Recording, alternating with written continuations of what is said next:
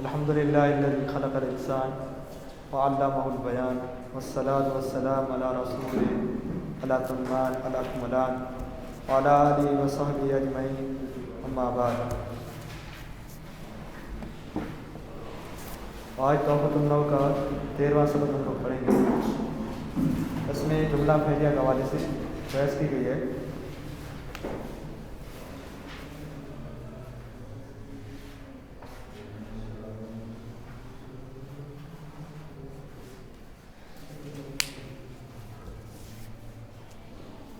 اس سے پہلے ہم لوگ پڑھ چکے ہیں کہ مرکب کی 2 قسمیں ذکر کی گئی تھی۔ نمبر 1 مرکب ناقص، نمبر 2 مرکب تام۔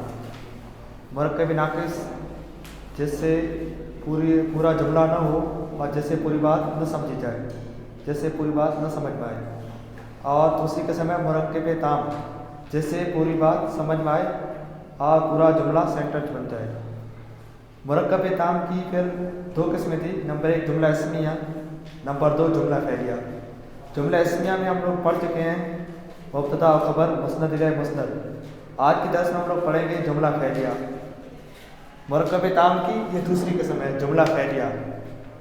آج کی درس میں جملہ فعلیہ کے حوالے سے گفتگو کریں گے۔ جملہ فعلیہ اس کا مطلب یہ ہے کہ اس جملہ کی شروعات فعل سے ہوتی ہے۔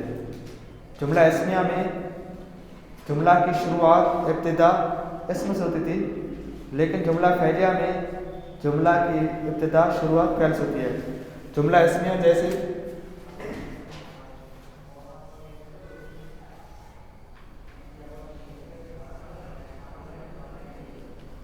زید قائم، یہ جملہ اسمیہ ہے۔ اس لیے جملہ اسمیہ ہے کہ جملہ کی ابتدا اسم سے ہوئی ہے۔ زید یہ اسم ہے، زید یہ علم ہے، نام ہے، اس لیے اس کو جملہ اسمیہ کہیں گے۔ کیوں جملہ اسمیہ کہیں گے؟ اس لیے کہ جملہ کی ابتدا شروعات اسم سے ہوئی ہے۔ اور جملہ فعلیہ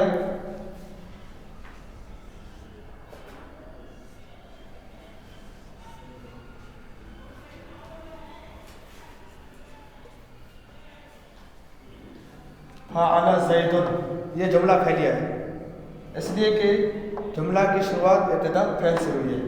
فعل زید، زید نے کیا۔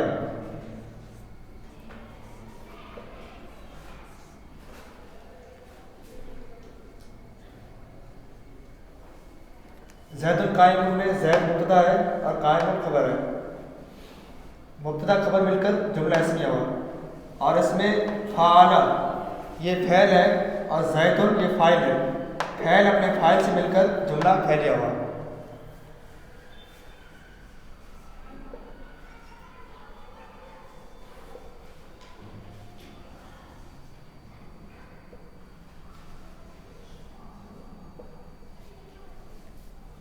تو جس جملہ کی ابتدا اسم سے ہو اس کو جملہ اسمیہ کہیں گے، اور جس جملہ کی شروعات ابتدا فعل سے ہو اس کو جملہ فعلیہ کہیں گے۔ فعل زید، زید نے کیا۔ فعل یہ فعل ہے اور زید یہ فاعل ہے۔ فعل اپنے فاعل سے مل کر جملہ فعلیہ ہوا۔ فعل کس کو کہتے ہیں؟ یہ تو آپ نے صرف پڑھا ہوگا کہ کام جس زمانہ میں کام ہو اس کو فعل کہتے ہیں۔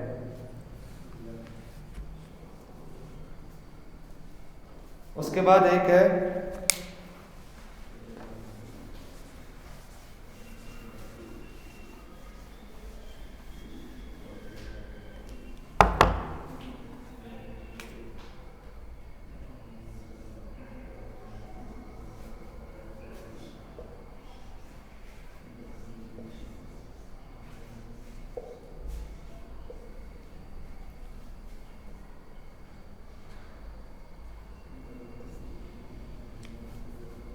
صلی زید الصلاۃ، یہ جملہ فعلیہ ہے۔ جملہ فعلیہ کے اندر 3 جز ہوتے ہیں۔ جملہ اسمیہ کے اندر 2 جز ہوتے ہیں، مبتدا خبر، لیکن جملہ فعلیہ کے اندر 3 جز ہوتے ہیں۔ جیسے صلی ایک جز ہے فعل،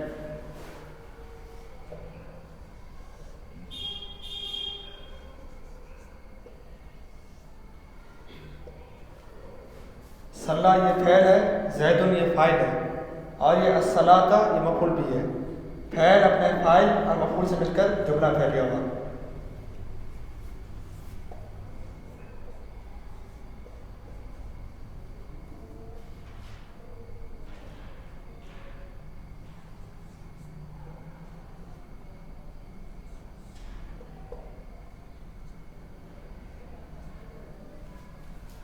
تو جملہ اسمیہ کے اندر صرف 2 جزء ہیں، مبتدا خبر، اور جملہ فعلیہ کے اندر 3 جزء ہیں، فعل، فاعل، مفعول بھی.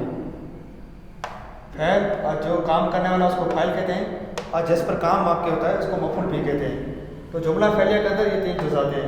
صلی زید الصلاۃ، سب سے پہلے فعل آئے گا، اس کے بعد فاعل آئے گا، اس کے بعد مفعول آئے گا. ترتیب کے اندر سب سے پہلے فعل آئے گا، اس کے بعد فاعل آئے گا، اس کے بعد مفعول آئے گا. اور یہ بھی یاد رکھیں کہ مفعول اسی وقت آئے گا جب فعل متعدی ہو. اگر فعل لازم ہو تو مفعول بھی نہیں آئے گا. جیسے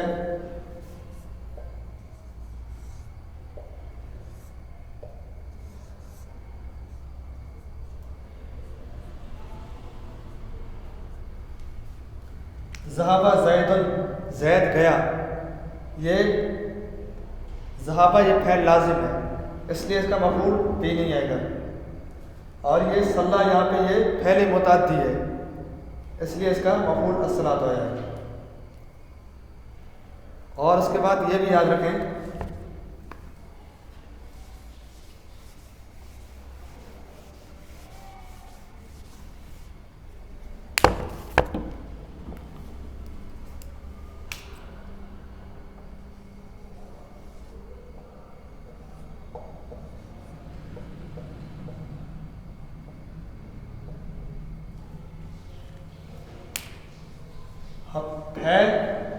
فاعل ہمیشہ فعل کے بعد آئے گا. فاعل کبھی فعل سے آگے نہیں آئے گا. یہ کہیں اگر زید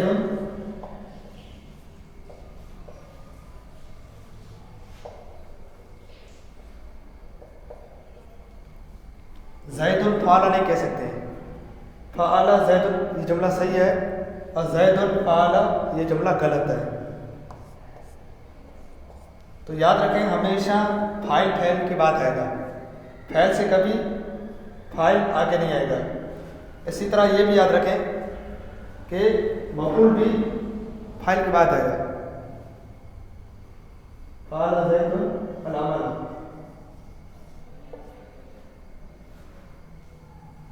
فعل زید العمل یا الشغل، زید نے کام کیا. تو العمل بھی یہاں بھی یہ نہیں کہ العمل فعل زید،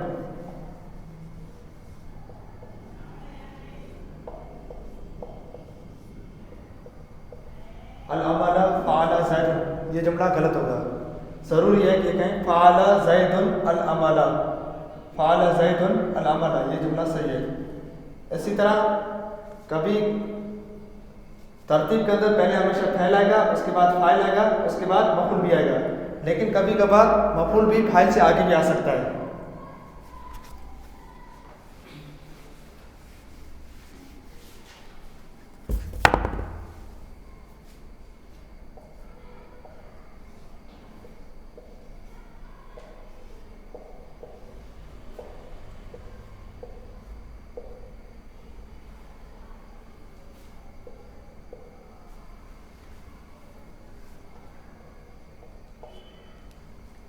درس الکتاب زید، درس یہ فعل ہے،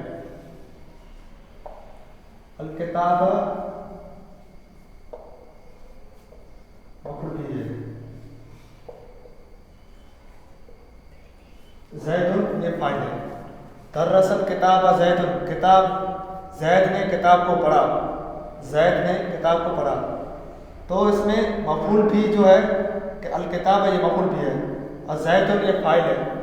مفعول بھی کو کبھی فاعل سے آگے لا سکتے ہیں، لیکن فاعل کو فعل سے آگے کبھی نہیں لا سکتے. فعل کے لیے فاعل ضروری ہے، فاعل کے لیے فعل ضروری ہے.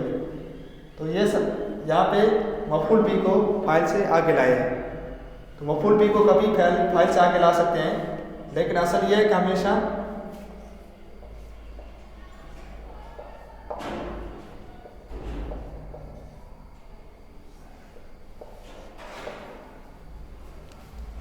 پہلے فعل آئے گا،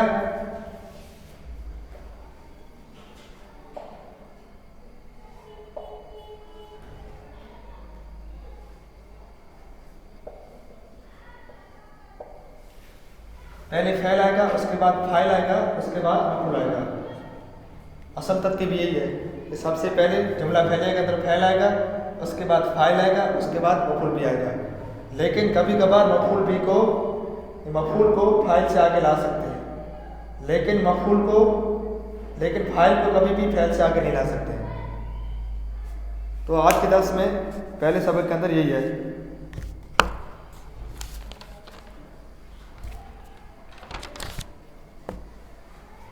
اور اردو کے اندر سب سے پہلے اس کا فاعل کا ترجمہ کیا جائے گا، اس کے بعد مفعول بھی کا، اور اس کے بعد فعل کا۔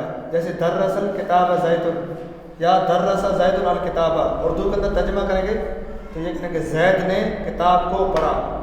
اردو کے اندر سب سے پہلے فاعل کا ترجمہ ہوگا، اس کے بعد مفعول بھی کا، اور اس کے بعد فعل کا ترجمہ ہوگا۔ لیکن جب عربی بنائیں گے تو سب سے پہلے فعل کی عربی بنائیں گے، اس کے بعد فاعل کی، اس کے بعد مفعول کی عربی بنائیں گے۔ اس کے بعد فاعل ہے، اس کے حوالے سے بحث کی گئی ہے سبق نمبر 14 کے اندر۔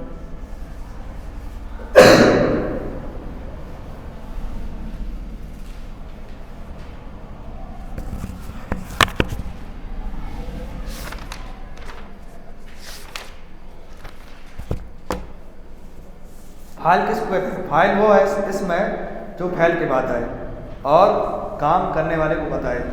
جیسے مثال ہے کتب حامد،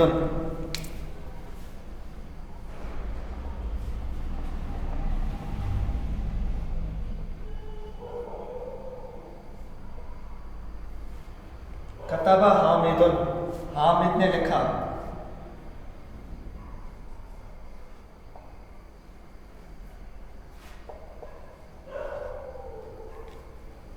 کتب یہ فعل ہے، حامد یہ فاعل ہے۔ فاعل وہ اسم ہے جو فعل کے بعد ہے۔ یہاں پہ حامد فعل کے بعد آیا ہے، کتب فعل کے بعد آیا ہے، اور حامد نے لکھا۔ اس سے یہ بات سمجھا جا رہا ہے کہ حامد لکھ رہا ہے، تو کام کرنے والا حامد ہے، لکھنے والا حامد ہے، تو حامد یہ فاعل ہے۔ کام کو فعل کہتے ہیں، اور فاعل فعل کے بعد آتا ہے، اور کام کرنے والے کو فاعل کہتے ہیں۔ اس کے بعد تین چیزیں ہمیشہ یاد رکھیں کہ فاعل ہمیشہ مرفوع ہوتا ہے، فاعل پر ہمیشہ رفع آتا ہے۔ جیسے کتبہ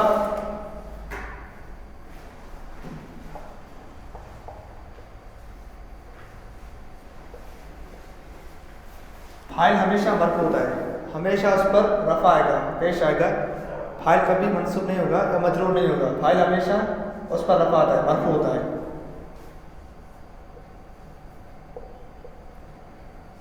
فاعل ہمیشہ مرفوع آتا ہے۔ اس کے بعد فاعل کے لیے فعل کا ہونا ضروری ہے۔ جیسے کتب حامد، حامد سے پہلے کتب فعل آیا۔ اگر صرف کتب کو ہٹا دیں اور حامد کو باقی رکھیں اور کہیں کہ حامد فاعل ہے، صحیح نہیں ہوگا۔ فاعل کے لیے فعل کا ہونا ضروری ہے۔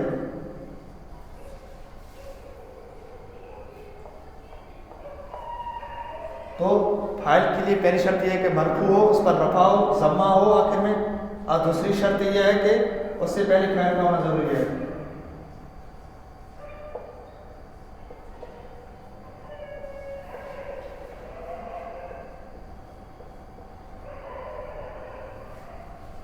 اس کے بعد اس کے لیے تیسری شرط یہ ہے کہ فاعل اگر اس میں ظاہر ہو تو ہمیشہ واحد ہوتا ہے۔ جیسے حامد، یہ ظاہر ہے، یہاں پہ نظر آ رہا ہے۔ کبھی کبھی فاعل ایسا ہوتا ہے کہ جملے کے اندر چھپا رہتا ہے، ظاہر نہیں رہتا ہے، اگر ضمیر وغیرہ ہو تو چھپا رہتا ہے، لیکن یہاں پہ ظاہر ہے۔ حامد یہ فاعل ہے، اگر فاعل اس میں ظاہر ہو تو فعل ہمیشہ واحد آئے گا۔ کتب حامد، اگر فاعل اس میں ظاہر ہو تو فعل ہمیشہ واحد آئے گا، لیکن اگر فاعل اس میں ظاہر نہ ہو، چھپا ہوا ہو، جیسے یہاں پہ دیکھیں حامد کو ہٹا دیں،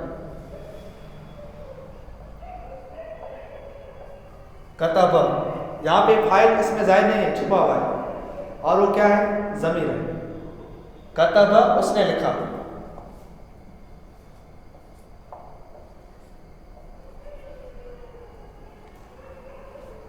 یہاں پہ تو واحد ہے، اس لیے واحد ہے۔ کتب اس میں ضمیر مستتر ہے، ہوا، کتب ہوا، یہاں پہ ہوا ضمیر ظاہر نہیں ہے، چھپی ہوئی ہے اصل کتبہ کے اندر. اسی طرح آپ اگر اس کو تسنیہ بنانا ہے، جیسے ان دو لوگوں نے لکھا تو کہیں گے کتبہ. یہاں پہ فاعل ظاہر نہیں ہے، ظاہر کے اندر نہیں ہے، چھپا ہوا ہے. اب وہ ہے کتبہ ہما، ان دونوں نے لکھا. اسی طرح جمع بنائیں گے تو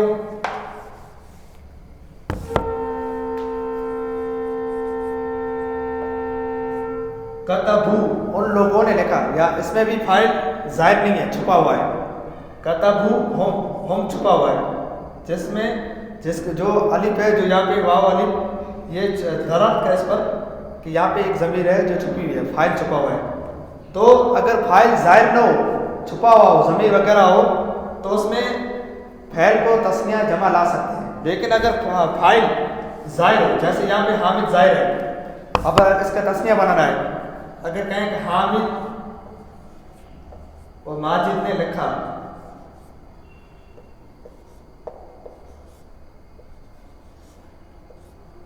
حامد و ماجد نے لکھا، یہاں پہ فاعل اس میں ظاہر ہے، وہ دو ہے، حامد اور ماجد، یہ دونوں فاعل ہیں.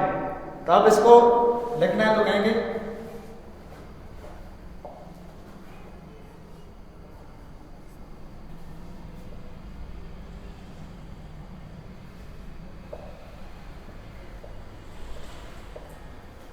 کتبہ حامد و ماجد. یہاں پہ فاعل ظاہر ہے، اس لیے کتبہ واحد لائے ہیں. واحد کا صیغہ لائے ہیں.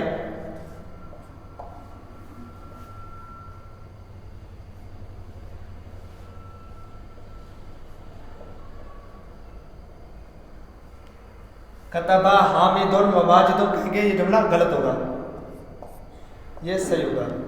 غلط اس لیے کہ حامد و ماجد دونوں فاعل ہیں اور دونوں ظاہر ہیں، نظر آ رہے ہیں، اس لیے فعل کو تسنیہ نہیں لائیں گے، فعل کو واحد لائیں گے، کتبہ حامد و ماجد. اسی طرح اگر اس میں ظاہر جمع ہے، فاعل جو ہے جمع ہے،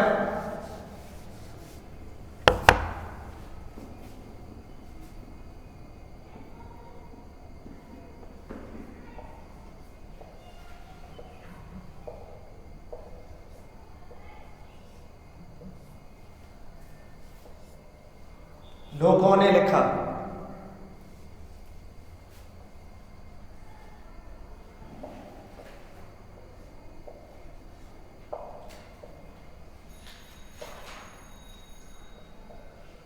کتب الناس، کتب الناس، تو الناس یہ فاعل ہے لیکن ظاہر ہے، اس لیے فعل کو جمع نہیں لائیں گے. یہ نہیں کہیں گے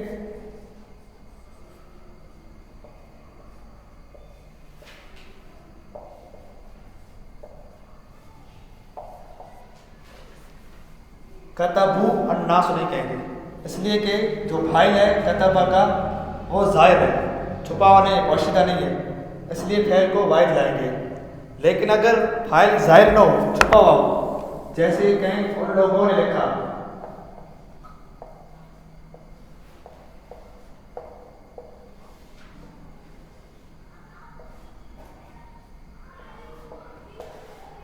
کتبو، تو یہاں پہ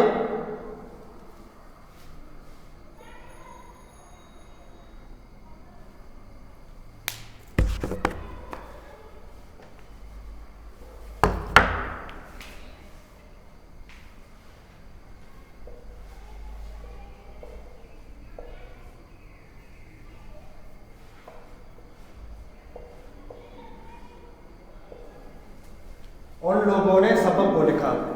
اس کی عربی ہے کتبو الدرس، کتب الدرس. یہاں پہ کتبو لائے ہیں اس لیے کہ یہاں پہ فاعل ظاہر نہیں ہے، چھپا ہوا ہے، وہ ہے ہم ضمیر، غائب کی ضمیر ہے جو یہاں پہ ظاہر نہیں ہے، چھپی ہے، جس پر واو الف دلالت کر رہے ہیں. تو یہاں پہ اگر فاعل، یہاں پہ فاعل ظاہر نہیں ہے، اس لیے جمع کا صیغہ لائیں گے. لیکن یہاں پہ فاعل ظاہر ہے، الناس ظاہر ہے، اس لیے یہاں پہ واحد کا صیغہ لائیں گے. تو فاعل کے 3 شرطیں ضروری ہے. نمبر 1، فاعل مرفوع حالت رفع کے اندر ہو، اس پر ضمہ وغیرہ، فاعل پر ہمیشہ ضمہ آئے گا. اسی طرح دوسری شرط یہ ہے کہ فاعل سے پہلے فعل کا ہونا ضروری ہے. جیسے یہاں پہ کتب الناس ہو، کتب الناس ہو، یہاں پہ ناس پہ پیش ہے اس لیے کہ فاعل ہے. اور دوسری شرط یہ ہے کہ فاعل سے پہلے ہمیشہ فعل آئے گا، فاعل ہمیشہ فعل کے بعد آئے گا. ایسا نہیں کہہ سکتے الناس کتبا، الناس کتبا نہیں کہہ سکتے. اسی طرح کتب الناس نہیں کہہ سکتے. اور تیسری شرط یہ ہے کہ فاعل اگر اس میں ظاہر ہو تو فعل واحد آئے گا. تو دوسرے سبق کے اندر صرف اتنی باتیں ہیں فاعل کے بارے میں بس. اس کے بعد یہ آخری سبق مفعول بھی پڑھ لیتے ہیں.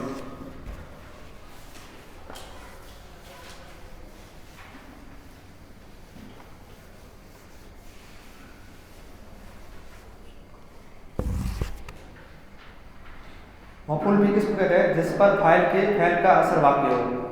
جیسے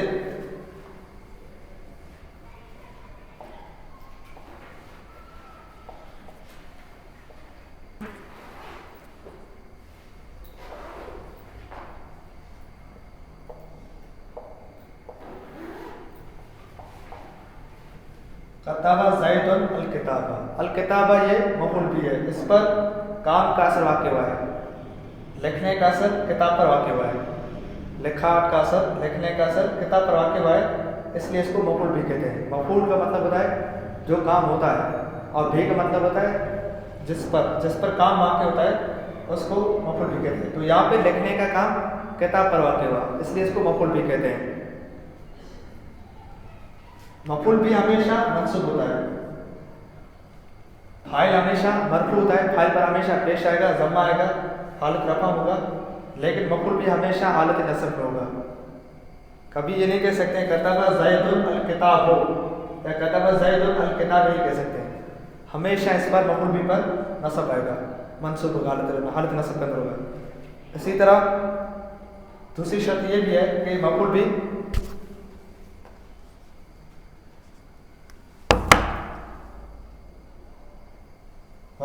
اکثر فاعل کے بعد آتا ہے. ترتیب کے اندر پہلے فعل آتا ہے، اس کے بعد فاعل آتا ہے. عربی کے اندر پہلے فعل آتا ہے، اس کے بعد فاعل آتا ہے، اس کے بعد مفعول بھی آتا ہے. لیکن کبھی کبھی مفعول بھی فاعل سے بھی آگے آ سکتا ہے، وہ کچھ خاص حالتیں ہیں. لیکن اکثر عام طور پر مفعول بھی فاعل کے بعد آتا ہے.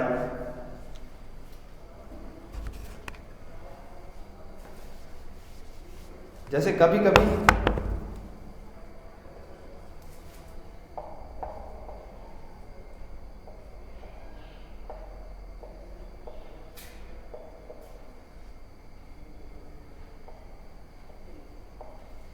عبد اللہ الناس، مفعول بھی کے لیے سب سے پہلے میں نے یہ بتایا کہ منصوب ہوتا ہے، دوسرا یہ کہ فاعل کے بعد آتا ہے. لیکن یہاں پہ دیکھیے عبد اللہ الناس، کبھی کبھی مفعول بھی فاعل سے آگے بھی آ سکتا ہے، اس کی کچھ خاص حالتیں ہیں. تو یہاں پہ عبد اللہ الناس، لوگوں نے اللہ کی ہی عبادت کی. تو یہاں پہ اگر ایسا جملہ ہو تو یہاں پہ مفعول بھی کو مقدم کرنا ضروری ہے. مفعول بھی آگے آئے گا، فاعل سے آگے گا. جیسے ایاک نعبد و ایاک نستعین، اس میں مفعول بھی فعل سے بھی آگے ہے، وہ اس میں حصر ہے کہ ہم اللہ کی ہی عبادت کرتے ہیں اور اللہ ہی سے مدد طلب کرتے ہیں. اگر اس طرح وغیرہ ہو تو مفعول بھی کو آگے لائیں گے، فاعل سے آگے لائیں گے. فاعل بعد میں آئے گا، پہلے مفعول بھی آئے گا. عبد اللہ الناس، لوگوں نے اللہ کی عبادت کی، اللہ ہی کی عبادت کی. اگر ایسا جملہ ہو تو مفعول بھی آگے آئے گا ترتیب کے اندر. لیکن عام طور پر مفعول بھی فاعل کے بعد آئے گا. اور اسی طرح اس کے لیے چوتھی شرط یہ ہے، سب سے پہلے یہ کہ منصوب ہوتا ہے. دوسرا یہ کہ فاعل کے بعد آتا ہے.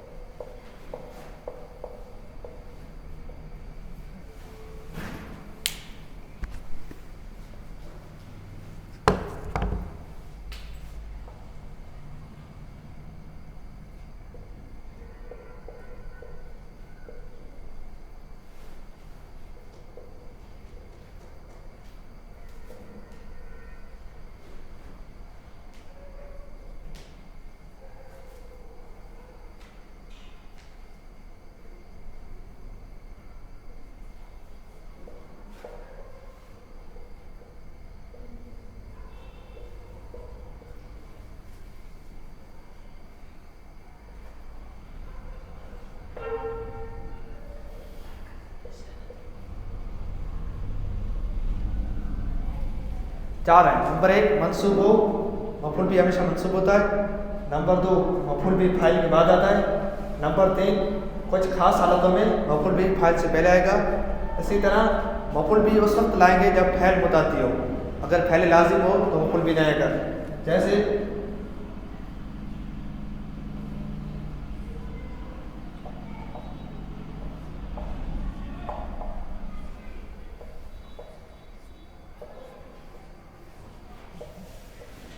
کتب الناس الدرس. کتبہ یہ فعل متعدی ہے, اور یہ کتبہ فعل متعدی ہے, یہ مفعول کو قبول کر سکتا ہے, اس لیے اس کا مفعول بھی لائے ہے. لیکن اگر فعل لازم ہو, متعدی نہ ہو, تو صرف فاعل لائیں گے, مفعول بھی نہیں لائیں گے. جیسے